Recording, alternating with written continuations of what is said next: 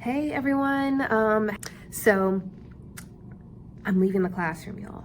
It's happening. I'm not leaving because I don't love the profession. Obviously, I am a teacher by nature and I will probably be back. I wanted to share with you one of the things that I have learned on this journey in the past couple of years, being both an entrepreneur and a teacher. So some of you may know I am also a wedding planner, an event coordinator. And so I have been maintaining that business simultaneously with my teaching job for the past 2 years. So I wanted to tell y'all a little bit about what that's like, how I got involved in wedding planning, and why I decided to do that alongside teaching, when there's obviously so much going on in the world of education.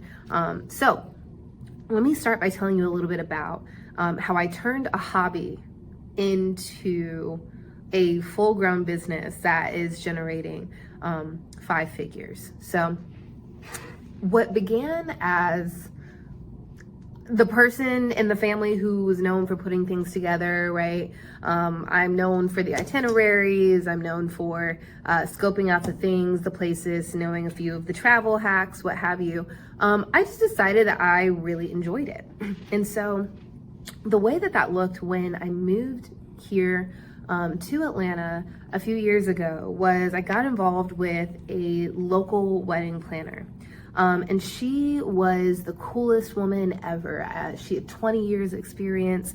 I cold called her and I said, look, I'm certified as a wedding planner, but I don't have enough experience to feel super confident in what I'm doing here. And I'm also not necessarily coming from this world. I am a teacher, but I love events. I love weddings. And I think I'd be good at this. Will you give me a chance? She said yes. Which was crazy. So next thing I know, I am working on these weddings as day of help, which was an extraordinary opportunity. And for those of you who don't really know how the wedding industry is set up, you have wedding planners who plan a wedding from start to finish. That's what I do now. Those are usually the top of the ticket people, right? So they're gonna be the ones who have developed the relationship with the couple. They're helping with all the contracts, all the things. However, on that day of the wedding, it takes more than just that one person to be able to pull off the support that wedding day needs. Particularly if you're not talking about a micro wedding, right? There's so much to manage on that day. So every wedding planner has a team or a small team that they depend on to help with making that day a success. And so I was the day of help with her. And I was called an assistant planner. I got the timeline. I got to work with the couple. I had all kinds of odd jobs on the day of, and I would work 8 to 10 hours and get paid for that on the weekends. And I learned that I loved weddings. Not only did I love my own wedding, but I loved helping with other people's weddings, right? So while I was planning my own wedding, I was also working other people's weddings. So I was basically baptized into this world, all while applying to be a teacher as well, because I still wanted to fill up my weeks with what I loved doing. And so I decided to take a chance on myself after working with that wedding planner for a while, and she supported my vision. And that basically translated to me going back to the classroom and maintaining a small portfolio on the side of my own events and my own weddings within my own networks. And so it started off small, and y'all, within 2 years, like I said before, things have really taken off. This is an exciting industry, and it also forces you to use a lot of the same skills as you would as a teacher for the actual wedding planning. So the multitasking, right? The communication skills, the ability to do project management, collaborating with people, managing a group, right? All of those skills that we use in the classroom are widely applicable in the world of weddings and events.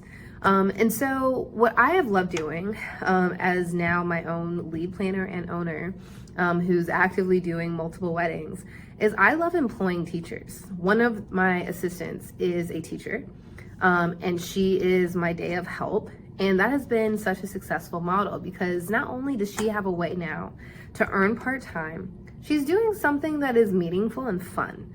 And I remember what that was like. it wasn't just showing up to a job that has nothing to do with your skill set, nothing to do with the kind of people you want to be around, right? It's fun. It feels like an event that you would want to be at. And it kind of gives you an opportunity to sit in on a huge moment in someone else's life where there's nothing but joy, right? It's a vibrant, similar pace to a school. There's always a moving part, right? There's always something to keep up with. You hardly even notice when the time goes by. And so I'm here to just tell you a little bit about how I was able to discover the world of weddings and do that alongside teaching, and how that could be possible for you. That could totally be possible for you too. So I would love to just get on here and share a bit more about how I can teach you how to do some of that yourself. Because when I tell you that every city has people getting married, everywhere across the country has someone who's getting married. And it's just a matter of finding those connections, and finding the right people who really want some more support, some day of help, who have it in their budget to help you, who are bringing in enough weddings for you to actually make a part-time living out of this. And one day, if you decide that you love it, you could start your own company, and you could teach, and you could be a business owner on the side. So if you have questions, post them in the comments, but come back here for more about how you can make more money on the side and still do what you love in the classroom.